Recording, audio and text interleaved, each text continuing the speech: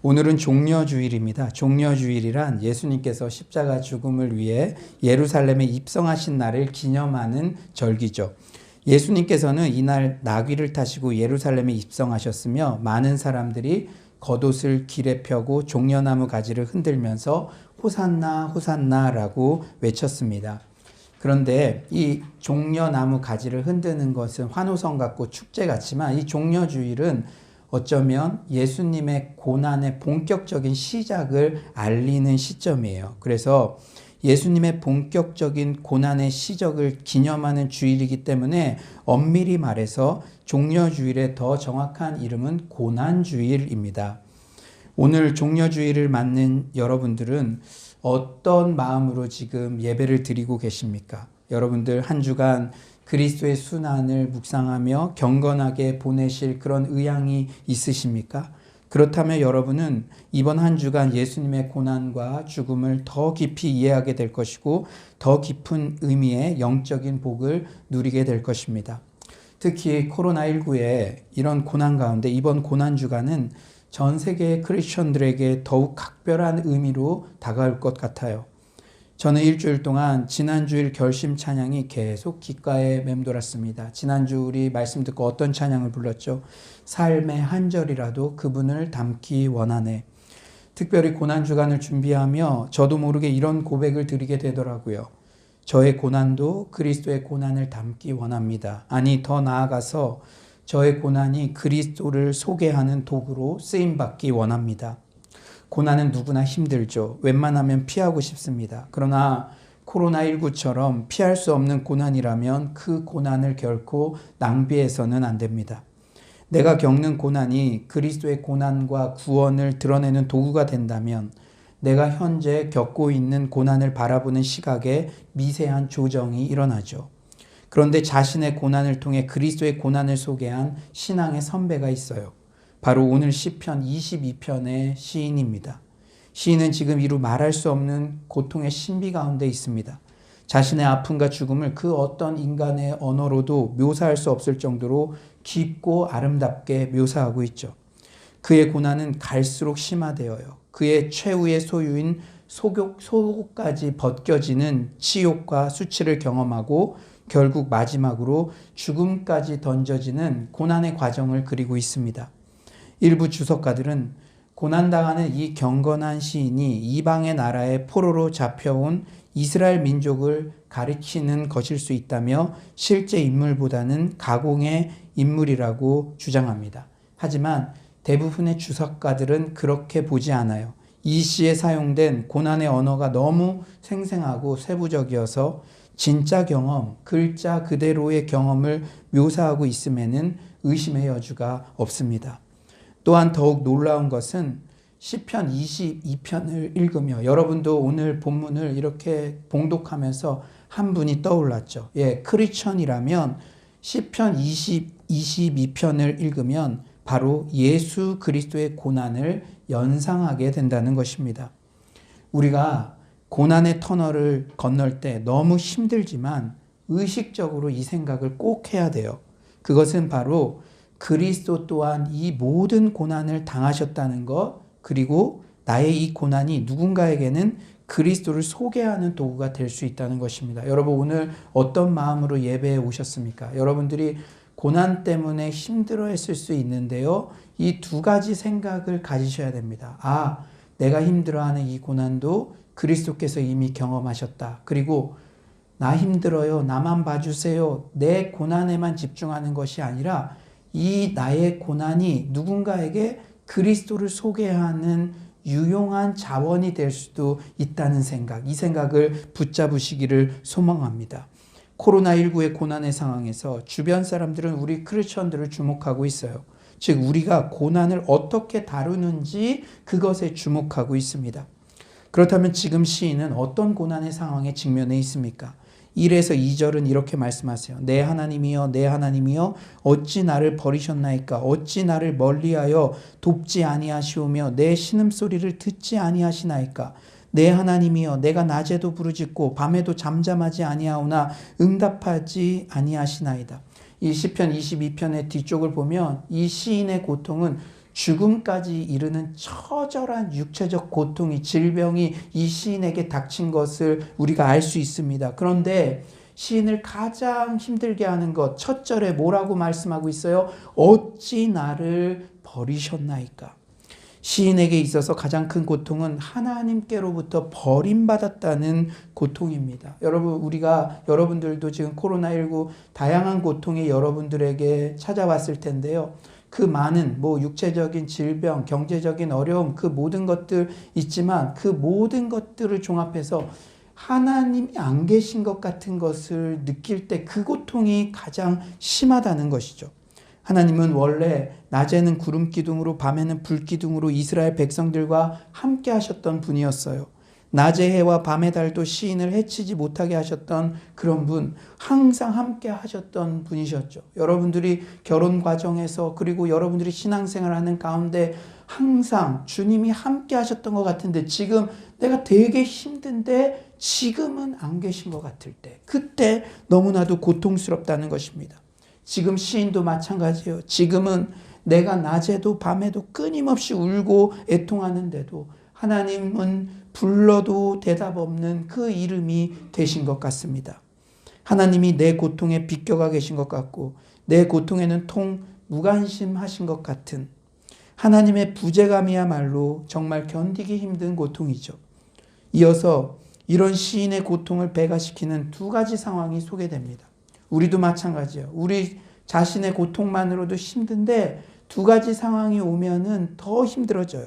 첫째는 나한테만 이런 고난을 주시는 것 같은 상황입니다. 우리가 비교하면 마음이 더 힘들어져요. 다른 가족들은, 다른 남편은, 다른 부인은 정말 괜찮은 것 같은데 나만 지금 이런 거 아니야? 그러면 힘들어진다는 것이죠. 우리 4에서 5절을 한번 다 같이 읽어봅시다. 시작. 우리 조상들이 주께 의뢰하여 소수를 했으므로 그들을 건지셨나이다. 그들이 주께 부르짖어 구원을 얻고 주께 의뢰하여 수치를 당하지 아니하였나이다. 고난도 다 같이 함께 겪고 있으면 그래도 견딜 만하죠. 코로나19가 그래도 우리에게 준 긍정적 교훈이 무엇입니까? 강자도 약자도 바이러스 앞에 속수무책 평등하다는 거예요. 만약 코로나19가 가난한 사람들에게만 선택적으로 덮친다면 우리는 더 분개했을 거예요. 하지만 모두가 다 겪는 고난이기에 질병 앞에서만큼은 모두가 다 평등하기에 그래도 마음을 애써 가라앉힐 수가 있다는 것입니다. 아프리카 출신의 무스타파 달렙이라는 한 시인의 글을 제가 소개할게요. 여러분 한번 잘 들어보세요. 우리는 코로나19의 고난 속에서 스스로를 돌아보기 시작했으며 약함과 연대성이란 단어의 가치에 대해 이해하기 시작했다. 우리는 가난하거나 부자거나 모두 한 배에 타고 있음을, 시장의 모든 물건들을 맘껏 살 수도 없으며 병원은 10,000원으로 들어차 있고 더 이상 돈으로 해결되는 문제들이 아님을 깨닫게 되었다.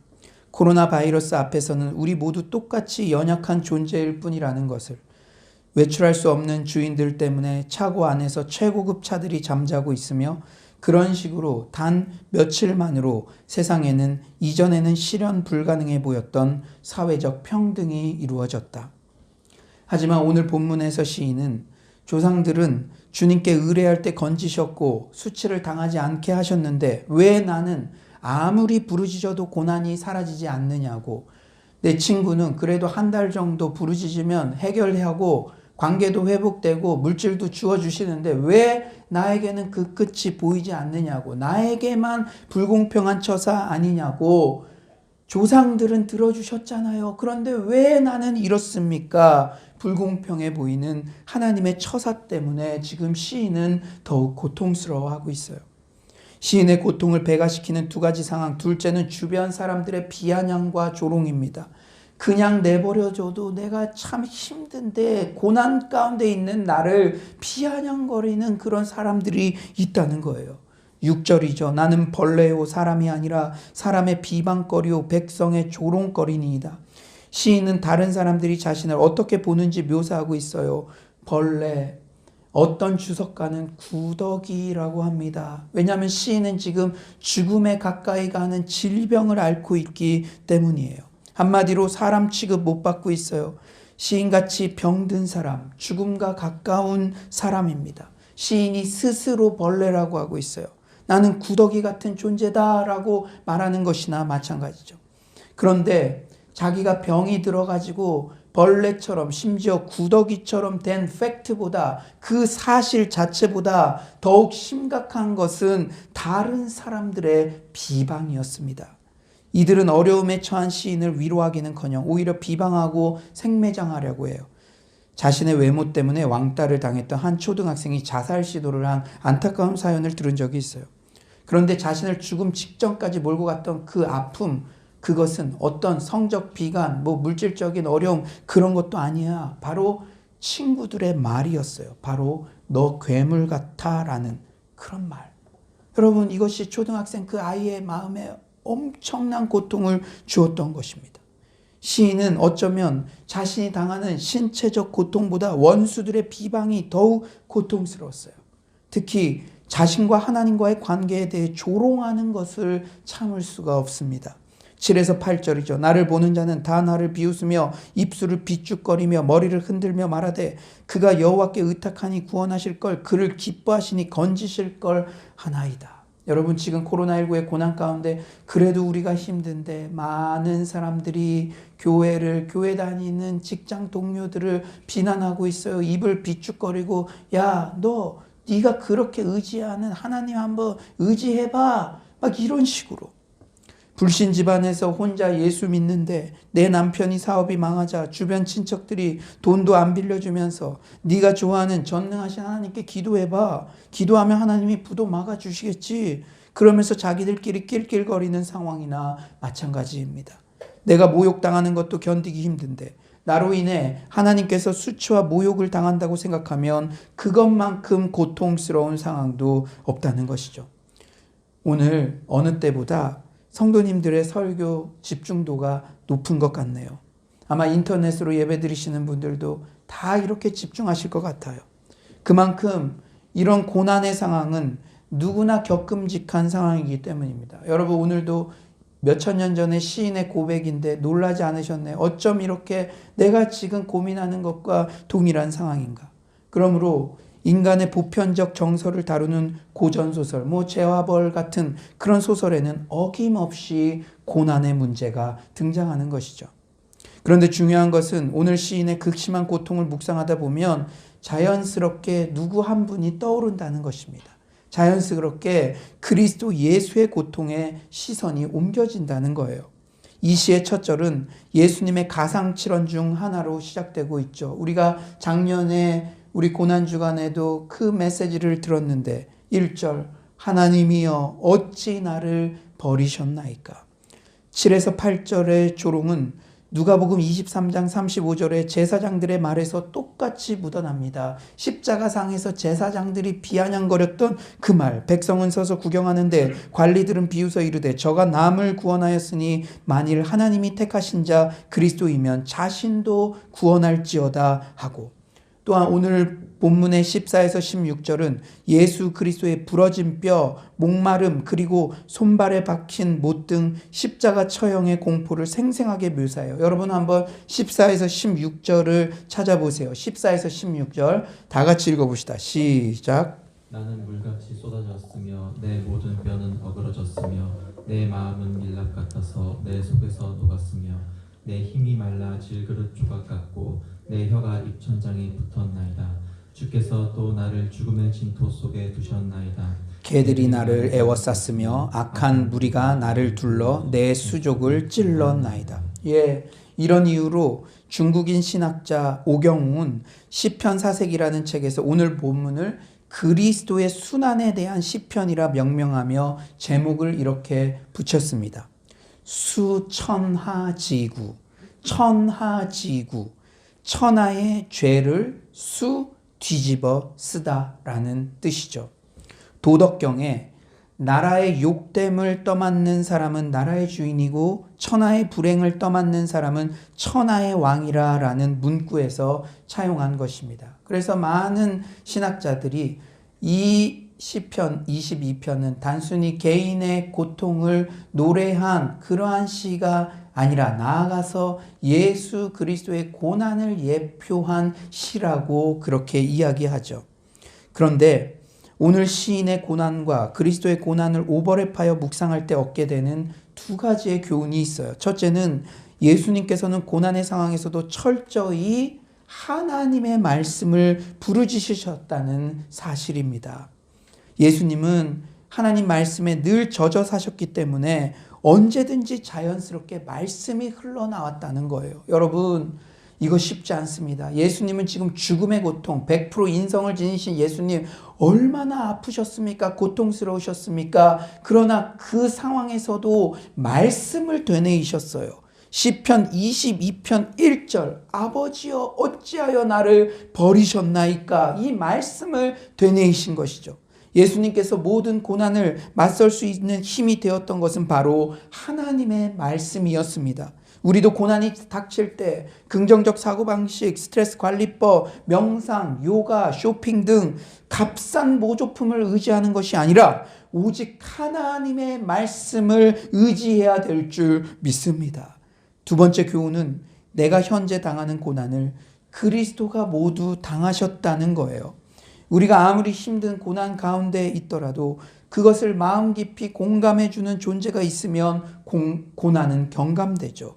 예전에 힘든 문제가 있어서 멘토 목사님께 조언을 구한 적이 있었습니다. 그때 목사님께서 조 목사 괜찮아. 시간은 조 목사 편이야. 엄밀히 따져서 세상에 큰 문제는 없어. 작은 문제의 연속일 뿐이지. 그렇게 말씀해 주시는데 상황은 그대로지만 존경하는 멘토 목사님께서 내 상황을 아시고 공감해 주신다는 사실만으로도 큰 위로가 되었습니다. 여러분들이 고통 가운데 있을 때 누구의 얼굴이 떠오릅니까? 사실을 말하는 사람, 잘못을 꼭 집어주는 사람, 그 사람이 떠오르지 않아요. 그저 말없이 내 고통을 공감해 주는 그 사람이 떠오르지 않습니까? 그러나 진정한 능력이 되시고 친구 되시는 사람은 한계가 있죠. 의지할 능력이 없는, 의지할 바 안 되는 그 사람 의지할 것이 아니라 모든 신위에 뛰어난 전지전능하신 능력을 지니신 예수님께서 지금도 내 고통을 아시고 공감하시고 이미 겪으셨다는 이 사실을 신뢰하시기를 소망합니다. 사랑하는 여러분, 오늘 시인은 어쩌면 인간이 겪을 수 있는 최극치의 고난을 겪었어요.